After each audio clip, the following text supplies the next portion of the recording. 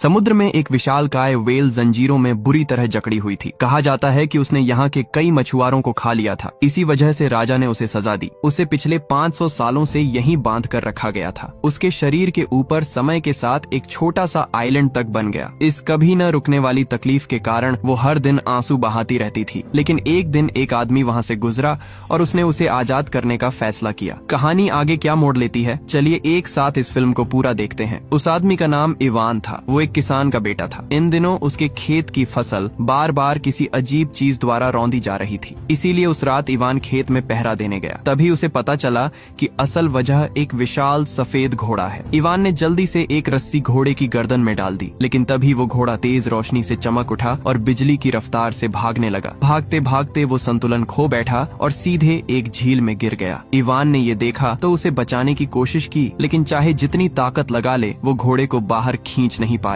तभी उसकी नजर पीछे लगे एक पहिए पर पड़ी। इवान ने दिमाग लगाया, रस्सी को पहिए से बांधा और खुद उस पर चढ़कर पहिया घुमाने लगा। इस तरह उसने सफेद घोड़े की जान बचा ली। घोड़ा इमोशनल हो गया, उसकी आंखों से आंसू निकल आए। उसने इवान को धन्यवाद कहा और धुंध से भरे रहस्यमयी जंगल में गायब हो गया। अगली सुबह जब इवान की आंख खुली तो उसके पास 2 घोड़े और एक छोटा गधा था और तीनों इंसानों की तरह बात कर सकते थे। सफेद घोड़े ने कहा, मैं ही वो घोड़ा हूँ जिसे तुमने कल डूबने से बचाया था। थैंकफुलनेस दिखाने के लिए उसने इवान को अपना मालिक मानने का फैसला किया। लेकिन इवान अभी खुश भी नहीं हुआ था कि एक नई मुसीबत उसकी जिंदगी में दस्तक देने लगी। बीती रात भागते समय सफेद घोड़े ने खेत की सारी फसल रौंद डाली, जिससे किसान को भारी नुकसान हुआ। घोड़ा जानता था कि वो अपनी गलती की भरपाई कभी नहीं कर पाएगा। इसीलिए इवान उस छोटे से गधे की पीठ पर चढ़कर वहाँ से निकल पड़ा। किसी ने सोचा भी नहीं था कि इतना छोटा सा गधा इतनी तेज रफ्तार से दौड़ सकता है। इतना ही नहीं, जब वो जोर से चिल्लाया तो दूर से दोनों घोड़े भागते हुए उनके पास आ गए। इसके बाद इवान और तीनों जानवर सीधे राज्य की ओर चल पड़े। जैसे ही वे शहर के फाटक से अंदर पहुंचे, इवान सबकी नजरों का केंद्र बन गया। कुछ लोग तो इतने प्रभावित हुए कि दोनों घोड़ों को खरीदने के लिए भारी रकम देने को भी तैयार हो गए। लेकिन ये सब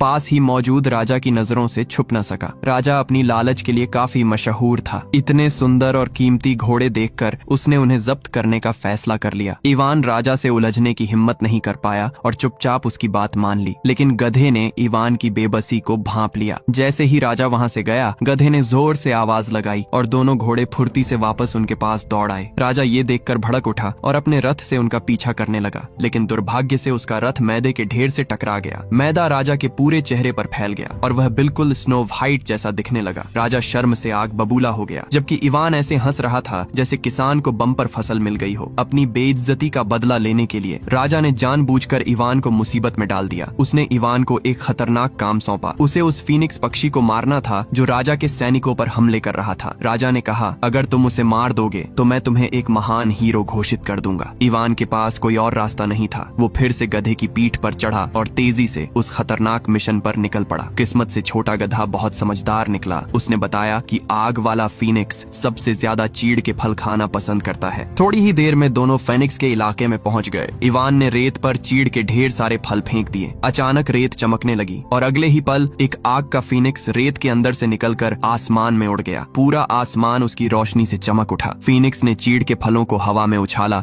और मुंह खोलकर एक एक करके निगलने लगा। लग रहा था कि उसे सच में ये फल बहुत पसंद है। लेकिन अचानक फीनिक्स को चक्कर आने लगा और कुछ ही सेकंड में वो जमीन पर गिर पड़ा। असल में इवान ने पहले ही चीड़ के फलों में बेहोशी की दवा मिला दी थी। इवान खुशी से मुस्कुराने ही वाला था कि पीछे से एक पंछी का पंजा अचानक आगे बढ़ा। फीनिक्स पूरी तरह गुस्से में आ गया और सीधे इवान का पीछा करने लगा। जब वो लगभग पकड़ा ही जाने वाला था, तभी छोटा गधा बीच में आ गया और फीनिक्स को रोक लिया। लेकिन अब फीनिक्स का गुस्सा पूरी तरह फूट चुका था। उसने एक ही सांस में इवान की तलवार तोड़ दी। फिर उसने पंख फड़फड़ाए और भयानक आग चारों तरफ फैल गई। पूरा इलाका जलकर राख होने लगा। जब इवान पूरी तरह घिर चुका था और कोई रास्ता नहीं बचा था, तो उसने आखिरी चीड़ का फल फीनिक्स की ओर फेंक दिया। फीनिक्स ने स्वाभाविक रूप से मुंह खोलकर उसे निगल लिया। अगले ही पल दवा ने अपना असर दिखाया। आग का फीनिक्स धीरे धीरे गहरी नींद में डूब गया। अगले दिन फीनिक्स को रस्सियों से बांध दिया गया था। वो हिल भी नहीं पा रहा था। लेकिन जब इवान ने उसकी आंखों में भर आए आंसू देखे तो उसे समझ आ गया कि वो इतना निर्दयी कभी नहीं बन सकता। इवान दयालु था। उसने तुरंत फीनिक्स को बांधने वाली जंजीरें खोल दी। आग के फीनिक्स ने आंख झपकाकर उसका धन्यवाद किया और पंख फैलाकर फिर से आसमान की ओर उड़ गया, पूरी तरह आजाद और निश्चिंत। जाते जाते उसने एक पंख छोड़ दिया जो इवान के लिए धन्यवाद का तोहफा था। लेकिन जब इवान महल वापस पहुंचा और खाली हाथ दिखा तो राजा तुरंत भड़क गया। उसने सिपाहियों को आदेश दिया कि इवान को फांसी के मंच पर ले जाया जाए। इवान ने जोर से समझाने की कोशिश की। उसने कहा कि उसने फाइनिक्स को वश में कर लिया था। उसने अपनी मुट्ठी खोली, उसमें फाइनिक्स का पंख था, लेकिन जैसे ही उसने पंख निकाला उसकी चमक खत्म हो चुकी थी। अब वो सिर्फ एक साधारण मुर्गी के पंख जैसा लग रहा था। राजा जोर जोर से हंसा और फांसी का हुक्म दे दिया। ठीक उसी पल जमीन पर पड़ा वो पंख अचानक चमकने लगा। दूर आसमान में एक तेज रोशनी दिखाई दी। वह आग का फीनिक्स था। उसने इवान की आवाज सुन ली थी और उसी को बचाने महल के ऊपर मंडराने लगा। आखिरकार फीनिक्स महल की सबसे ऊंची मीनार पर आकर बैठ गया। ये दृश्य देखकर पूरा शहर हैरान और खुश हो गया। लोग जोर जोर से चिल्लाने लगे कि इवान ही असली हीरो है। राजा समझ गया कि अब मामला हाथ से निकल चुका है। मजबूरी में उसे इवान को सम्मानित करना पड़ा और उसे हीरो घोषित कर दिया। लेकिन राजा के दिल में नफरत अब और भी बढ़ गई। वो इवान को माफ करने के मूड में बिल्कुल नहीं था। कुछ दिनों बाद राजा ने एक नया आदेश दिया। उसने इवान को उत्तर की बर्फीली रियासत भेजने का हुक्म दिया। वहाँ एक बर्फ का महल था जहाँ एक राजकुमारी रहती थी। राजा चाहता था कि इवान उस राजकुमारी को लेकर आए और राजा के लिए शादी तय करे। इवान एक बार फिर मजबूरी में सफर पर निकल पड़ा। उसे पता चला कि महल पहाड़ की चोटी पर है। उसे वहाँ पहुँचने में 3 दिन और 3 रात लग गए। इवान और एक गधा बर्फ के महल के मुख्य द्वार तक पहुँचते हैं। दरवाजे पर कोई पहरा नहीं था। इवान बिना किसी शक के आगे बढ़ गया, लेकिन अचानक उसका सिर किसी अदृश्य चीज से टकरा गया। दरअसल वो एक जादुई दीवार थी। उसी पल फेनिक्स का पंख उड़कर बाहर आया और सीधे उस जादुई दीवार को भेदता हुआ निकल गया। अगले ही सेकंड वो दीवार पानी में बदल गई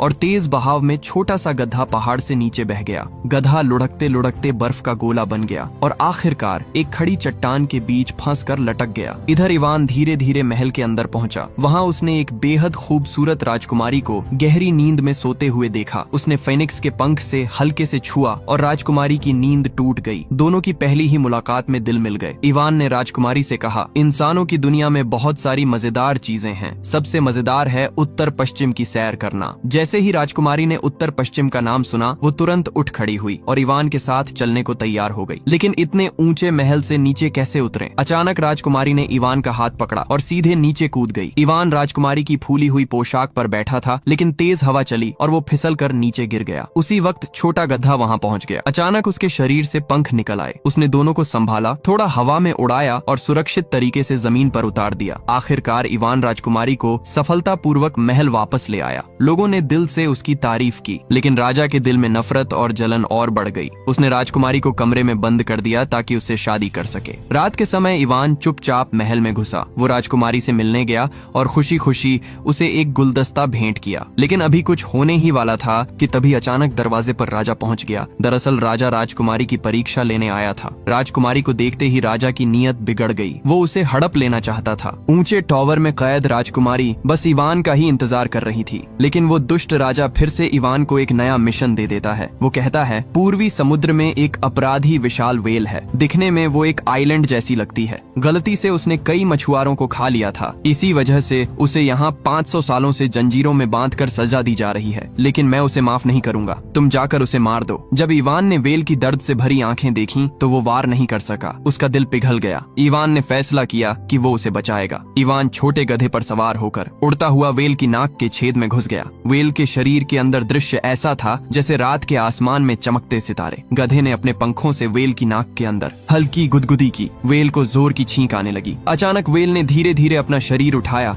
और पूरी ताकत से जंजीरों को खींचा। सारी जंजीरें टूट गईं। समुद्र का पानी आसमान तक उछल गया। इवान और गधा भी उसके साथ बाहर उड़ आए। इस तरह व्हेल आजाद हो गई। इसके बाद व्हेल के पेट से दर्जनों मछुआरों की नावें बाहर निकल आईं। तभी सच सामने आया, असल में ये इलाका व्हेल का था, लेकिन मछुआरे गलती से उसके क्षेत्र में घुस आए थे। इवान किनारे पर पहुंचा। तभी एक केकड़ा उसके पास आया और उसे एक अंगूठी दी। वो व्हेल की ओर से धन्यवाद का तोहफा थी। लेकिन इवान के दिल में हर पल राजकुमारी की चिंता थी। उस बूढ़ा, क्रूर और लालची राजा से राजकुमारी कभी भी शादी नहीं करेगी। राजकुमारी का सच्चा सफेद घोड़े वाला राजकुमार तो इवान ही था। उसी रात इवान चुपके से राजकुमारी के कमरे की खिड़की तक पहुंचा। उसने फेनिक्स के पंख से लोहे की सलाखें तोड़ी और अंदर घुस गया। लेकिन दुर्भाग्य से ये दृश्य एक दुष्ट दरबारी ने देख लिया। इवान ने व्हेल की दी हुई अंगूठी निकालकर राजकुमारी को प्रपोज किया। उसी पल दरबारी ने सैनिकों को आदेश दे दिया, इसे पकड़ लो। राजा के आदेश से घोड़े को गोली मार दी गई। इवान को मौत की सजा सुनाई गई और फांसी से पहले कैद में डाल दिया गया। उधर राजकुमारी इवान के लिए फूट फूट कर रो रही थी। तभी खिड़की के बाहर एक नन्हा चूजा चिप चिप करता दिखाई दिया। वो राजकुमारी को घायल गधे के पास ले गया। राजकुमारी राजकुमारी ने कहा, इवान को अब भी बचाया जा सकता है। दुनिया के आखिरी छोर पर एक डैंडेलियन का फूल है, अगर वो मिल जाए तो मरे हुए को भी जिंदा किया जा सकता है। गधे के पंख घायल थे, इसलिए वो पूरी रात दौड़ता रहा। अगले दिन राजा ने 3 बड़े कड़ाहे मंगवाए, 2 में उबलता पानी, 1 में बर्फ जैसा ठंडा पानी। राजा बोला, अगर इवान इन तीनों में कूदकर जिंदा बच गया तो मैं उसे छोड़ दूंगा। इवान समझ गया ये मौत का खेल है। उसने राजकुमारी की ओर देखा और कहा, इस जीवन में मैंने सिर्फ तुमसे ही प्यार किया है। इससे पहले वो कुछ कह पाता, राजा ने उसे उबलते कड़ाहे में धक्का दे दिया। राजकुमारी ने घबराकर अंगूठी उतारी और उबलते पानी में फेंक दी। अगले ही पल इवान चमत्कारिक रूप से हवा में उड़ उठा। फिर वो बर्फ वाले कड़ाहे में गिरा। तभी फिनिक्स की आवाज गूंजी, एक पंख बर्फीले पानी में गिरा। इवान फिर उछला और तीसरे उबलते कड़ाहे में गिर पड़ा। नीचे खड़े लोग सिहर उठे, अब तो ये पक्का मर गया। यहाँ तक कि राजकुमारी भी जोर जोर से रो पड़ी। तभी आसमान में एक तेज रोशनी फूटी। धीरे धीरे एक डैंडेलियन का फूल नीचे गिरा। धुएं के बीच से इवान बाहर आया, फरिश्ते की तरह, मानो स्वर्ग से उतरा हो। दरअसल उस रात छोटा गधा अपने दर्द को दबाकर पूरी रात दौड़ता रहा। अपनी बची खुची ताकत से वो दुनिया के आखिरी छोर तक पहुंचा और जादुई डैंडेलियन का फूल ढूंढ लाया, जिसमें मृत्यु से भी वापस जीवन देने की शक्ति थी। इसी फूल की वजह से इवान आखिरकार हर परीक्षा पार कर गया। लोगों में खुशी की लहर दौड़ गई। सब एक ही बात कहने लगे, सच्चा राजा तो इवान ही है। ये देख लोभी और क्रूर पुराना राजा भी सोचने लगा, क्यों न मैं भी अमर बन जाऊं। वो भी जादुई कड़ाही में कूद गया। लेकिन अगले ही पल एक विशाल बुलबुला उभरा और उस दुष्ट राजा को लेकर सीधे उसके पूर्वजों के पास आसमान में उड़ गया। लोगों के जोरदार समर्थन से और राजकुमारी के प्रेम के साथ इवान नया राजा बना। राजकुमारी के साथ वो खुशी खुशी राज करने लगा। अगर स्टोरी पसंद आई हो तो वीडियो को लाइक जरूर करें और चैनल को सब्सक्राइब भी जरूर कर लीजिए।